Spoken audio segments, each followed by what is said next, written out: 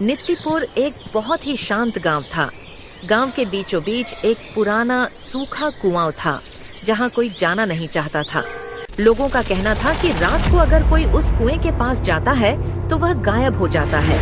कोई कहता वहां भूत रहते हैं तो कोई कहता वहां अब भी किसी तांत्रिक की। किसान रघु मंडल अपने इकलौते बेटे करीम के साथ इसी गांव में रहता था। खेत जोतकर ही उनका घर चलता था।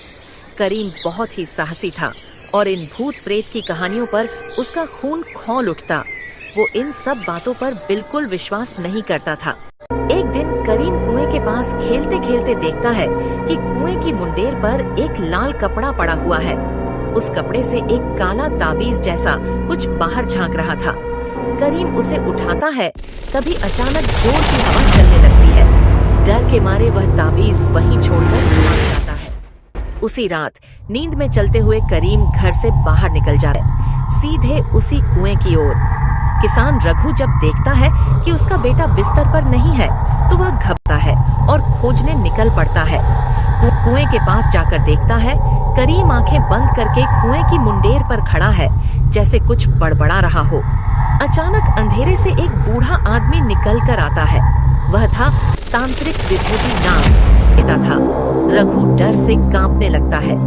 तांत्रिक कहता है, इस कुएं का श्राप अभी खत्म नहीं हुआ, तेरा बेटा अब मेरे अधीन है। लेकिन रघु हार नहीं मानता।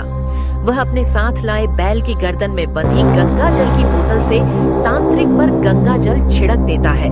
विभूति नाग तड़पता है और अंधेरे में विलीन हो जाता है। याद नहीं होता। जब लोग कुएं के पास जाते हैं तो देखते हैं कि वह कुआं अब सचमुच गिर चुका है और उसके अंदर से एक पत्थर का शिवलिंग निकला है। तब गांव वालों को समझ में आता है कि वह कोई अभिशप्त जगह नहीं थी, बल्कि तांत्रिक के लालच और काली साधना ने ही उसे भयावह बना दिया था।